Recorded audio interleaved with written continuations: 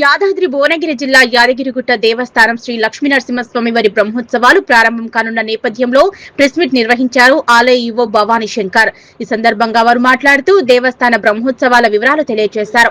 ఇందులో ఈవో భవానీ శంకర్, ఆలయ ప్రధాన అర్చకులు కాండూరి వెంకటాచార్యులు, ఆలయ చైర్మన్ నరసింహమూర్తి పాల్గొన్నారు. అందరికీ నమస్కారం. ఈ ప్రెస్ మీట్ అనేది రాబోయే స్వామివారి వార్షిక బ్రహ్మోత్సవాలు 18వ తారీఖు నుండి 28వ తారీఖు వరకు ఈ నెల వైభవోపేతంగా నిర్వహించబడతాయి. దానికి సంబంధించి దేవస్థానం చేసిన ఏర్పాట్లు అందరికీ తెలియజేయడానికి మీ ద్వారా భక్తులందరికీ వాళ్ళకి కావాల్సిన సమాచారం వెళ్ళటానికి గాను ఈ ప్రెస్ మీట్ ఏర్పాటు చేయటం అయింది. మీకు తెలుసు, ప్రతి సంవత్సరం 11 రోజుల పాటు బ్రహ్మోత్సవాలు, స్వామివారి వార్షిక బ్రహ్మోత్సవాలు జరుగుతాయి. పాల్గొన శుద్ధ విదియ నుంచి మొదలై పాల్గొన శుద్ధ ద్వాదశి వరకు ఈ తిథుల ప్రకారం అయితే ఇది తేదీల ప్రకారం అయితే 18/2/2026 నుండి 28/2/2026 వరకు ఈ వార్షిక బ్రహ్మోత్సవాలు నిర్వహించబడతాయి. ఈ వార్షిక బ్రహ్మోత్సవాల్లో 18వ తారీఖు మొదటి రోజున విశ్వక్సేన ఆరాధన, స్వస్తి వాచనము, రక్షాబంధనం ఉదయం ఉంటుంది. తర్వాత సాయంత్రం మృత సంగ్రహణము, అంకురారోపణము, ఇది సాయంత్రం పూట ఉంటుంది. 19వ తారీఖు ఈ కార్డు కూడా మీకు గ్రూప్లో పెడతాము. 19వ తారీఖు ఉదయం 8 గంటలకి అగ్ని ప్రతిష్ట, 11 గంటలకి ధ్వజారోహణం ఉంటుంది. సాయంత్రం 6:30 బేరీ పూజ, దేవతాహ్వానము, హవనము ఉంటాయి. తర్వాత 20వ తారీఖు శుక్రవారం ఉదయం 9 గంటలకి మత్స్యావతార అలంకార సేవ, వేద పారాయణములు ప్రారంభం అవుతాయి. తర్వాత సాయంత్రం 7 గంటలకి శేషవాహన సేవ ఉంటుంది. 21వ తారీఖు శనివారం, ఆ రోజున ఉదయం 9 గంటలకు వటపత్ర సాయి అలంకార సేవ, 7 గంటలకి హంసవాహన సేవ ఉంటుంది.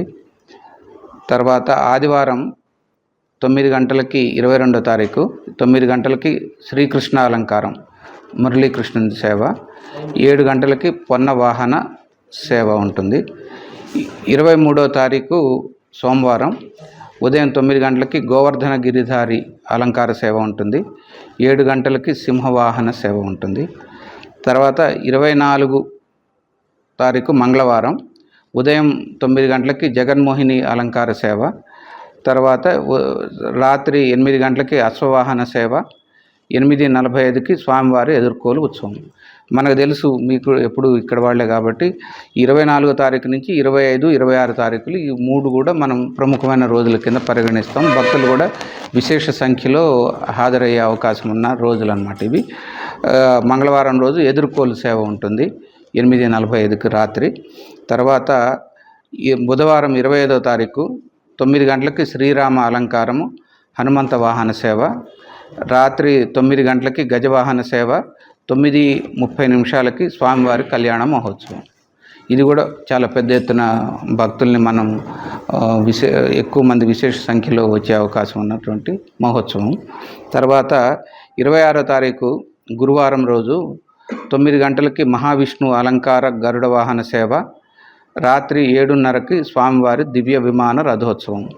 అయితే ఇది మామూలుగా 9:30కి మొదలయ్యేది ప్రతిసారి. ఈసారి వర్జ్యం ఉండటం వల్ల మనకి ముందుగా 7:30కే రథోత్సవము, రథంలో స్వామివారిని కూర్చోబెడతారు. కానీ రథోత్సవం మొదలయ్యేది మాత్రం అదే టైం లోపల 9 గంటలకి మొదలవుతుంది. ఎందుకంటే వర్జ్యంలో స్వామివారిని తీసుకురాకూడదు కాబట్టి ఇది ఒక్కటే చిన్న మార్పు అన్నమాట. మిగతావంతా కూడా గతంలో మాదిరిగానే జరుగుతాయి.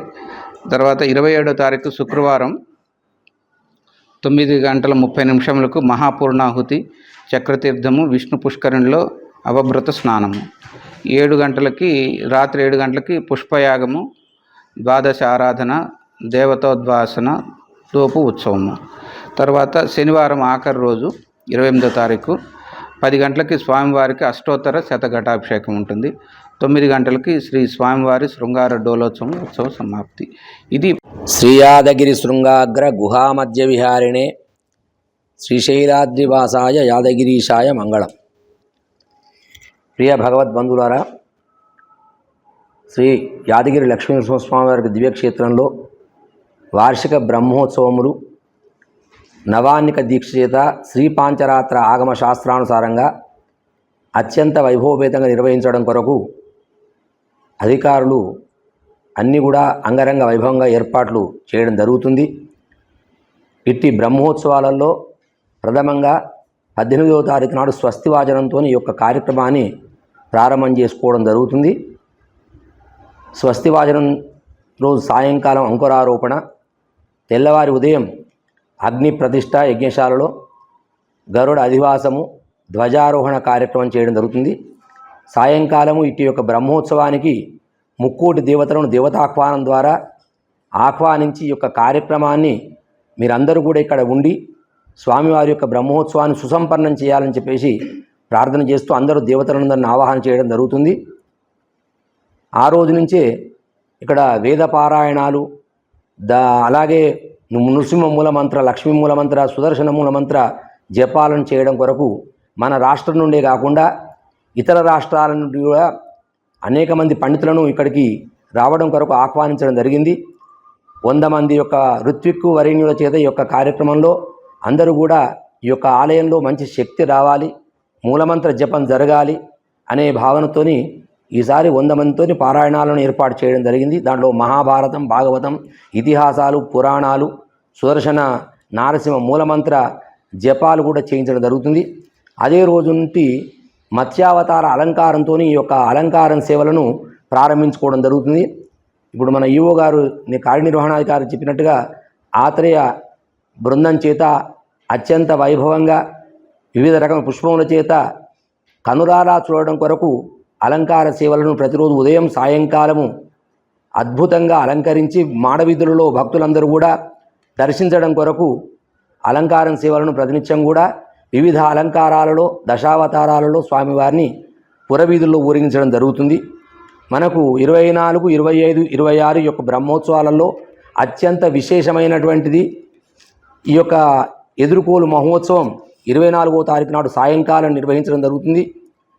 అలాగే 25వ తారీఖు నాడు తిరుకల్యాణ మహోత్సవాన్ని ఉత్తర మాడవీధిలో అద్భుతమైనటువంటి విద్యుత్ దీపాలంకరణ చేత అక్కడ కనులారా సేవించడం వరకు కళ్యాణ మహోత్సవానికి కూడా ఏర్పాట్లు చేసుకోవడం జరుగుతుంది.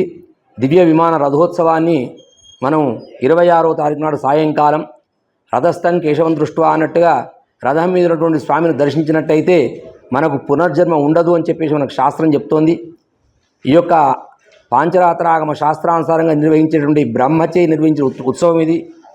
ఇట్టి ఉత్సవంలో మనం అందరం పాల్గొని ఎంతమంది భక్తులు పాల్గొంటే అది ఉత్సాహంగా కార్యక్రమం ఆనంద డోలాయమానంగా జరుగుతుంది ఈ యొక్క బ్రహ్మోత్సవం.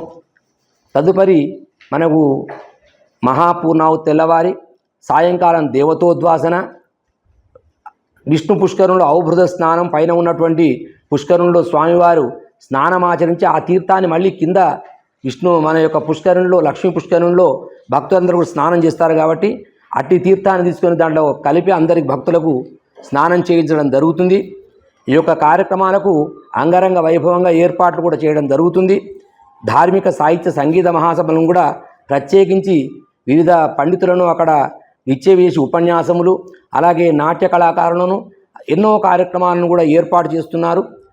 ప్రతి కార్యక్రమం కూడా అద్భుతమైనటువంటిదే.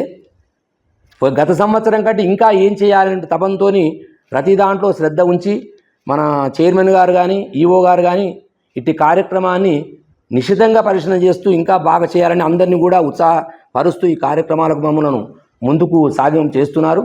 అన్నీ కూడా మీ యొక్క ద్వారా దృశ్యశ్రవణము, అలాగే పత్రిక ద్వారా కూడా బాగా ప్రచారం చేసి అధిక సంఖ్యలో భక్తులు విచ్చేసి ఈ కార్యక్రమాలను చేయడం కొరకు మీరు కూడా సగుణ తోడ్పాటు ఇవ్వాల్సిందిగా మేము కోరుతున్నాం. ఈ సంవత్సరం మనకు సువర్ణమయమైనటువంటి వాహనాలు కూడా రావడం జరిగింది. మనకు గరుడ వాహనం, శేషవాహనం, అలాగే హనుమద్వాహనం మరియు గజవాహనం. కళ్యాణానికి గజవాహనం మీద ఈసారి స్వామివారు ప్రప్రథమంగా కళ్యాణ మహోత్సవానికి గజవాహనం మీద విచ్చేస్తున్నారు. కాబట్టి మీరందరూ సువర్ణమయమైన వాహనం మీద విచ్చేస్తున్నారు.